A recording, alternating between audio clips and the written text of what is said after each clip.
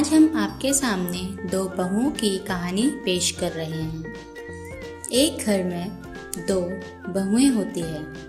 एक का नाम गीता होता है, एक का नाम कमला होता है। दोनों ही बड़ी झगड़ालू किस्म की औरतें थीं। इनकी एक सास भी होती है। वह सास इनकी रोज के लफड़ों से परेशान हो जाती है। गीता हर रोज की तरह किचन में खाना बनाने के लिए गई। वह किसी और को खाना बनाने ही नहीं देती थी, क्योंकि वह हर टाइम सास को अपने बनाए खाने से खुश करना चाहती थी और उसे आलू के अलावा कुछ बनाना भी नहीं आता था। वह दिन, सुबह, रात तीनों टाइम आलू की ही सब्जी बनाती थी। ऐसे ही इस सुबह भी वह आलू ही बना रही थी। इतने में उसकी छोटी बहू आती है, कमला। कमला हमेशा सुबह लेट ही उठती थी और उसके उठने तक गीता सारा खाना बना चुकी होती थी। गीता उससे बोलती है, अब तुम आ ही गई हो तो टेबल पे खाना लगा दो, क्योंकि खाना तो बन चुका है। और कमला कहती है, नहीं, मैं आपका किचन समेटने में भी मदद कर देती हूँ। नहीं नहीं, तुम्हें ये करने की ज़रूरत नहीं है। एक तो पहले उठती ही नहीं हो, फिर उल्टा हाथ बटाने की बात करती हो। अगर इतना ही काम करना होता है तो सुबह जल्दी उठ के सारा काम कर दिया करो।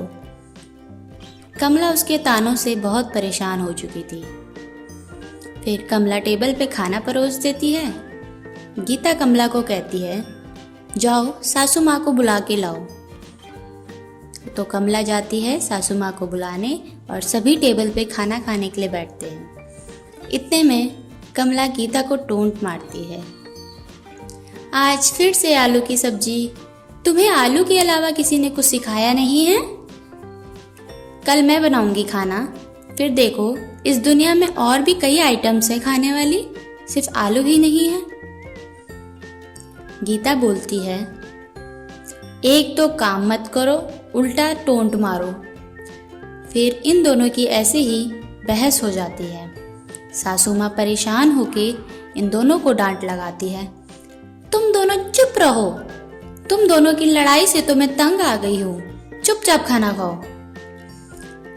तो फिर ऐसे ही वह खाना खाते हैं और कमला सोचती है, कल सुबह तो मैं जल्दी उठ के अपना पसंद का खाना बनाऊंगी। रोज ये गीता अपनी पसंद का खाना बनाती है और हम सबको खाना पड़ता है। कल जल्दी मैं उठ के मैं किचन में जाऊंगी और सारा खाना अपनी पसंद का बनाऊंगी। पर कमला को भी एक ही चीज आती थी बनानी, भिंडी।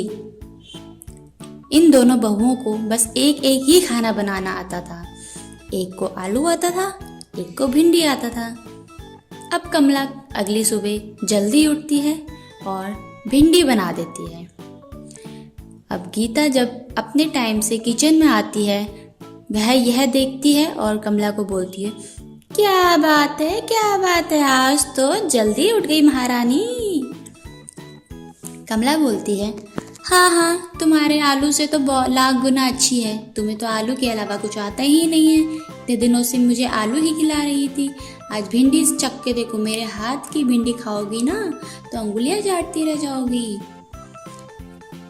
गीता बोलती है, हाँ हाँ, चलो खा के देख लेते हैं, कहीं हमारा पेट ना खराब हो जाए। तो फिर उन दोनों की फिर से बहस हो जाती है। इनकी बहस सुनते हुए फिर इनकी सासू माँ आती है, अरे महारानियों, लड़ने से क्या होगा, अब जो बना है वो तो खा लो, मुझे तो खिला दो, तुम लोगों का तो यही रह गया रोज का। फिर वह दोनों खाना लगाती हैं और तीनों बैठ के खाते हैं। पर सासू माँ को क्या पता था कि यह तो टेबल पे भी शुरू हो जाएंगी। फिर टेबल पे शब्दों के बाण फिर से शुरू हो गए थे। सासू माँ फिर परेशान, सासू माँ फिर एक डांट लगाती है। इनका सिलसिला तो ऐसे ही चलता रहता है काफी दिनों तक। फिर एक दिन सासू माँ परेशान होकर उनसे बोलती है, गीता और कमला, सुनो मेरी बात ध्यान से। सुबह का खाना गीता बनाएगी, दिन का खाना कमला बनाएगी और रात का खाना फिर गीता बनाएगी। और अगले दिन इसका उल्टा होगा।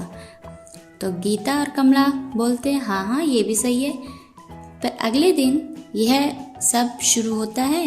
फिर अगले दिन से किचन में तो लड़ाई नहीं होती इनकी, पर किचन के बाहर फिर से लड़ाई शुरू हो जाती है, कभी किसी बात पे कभी किसी बात पे।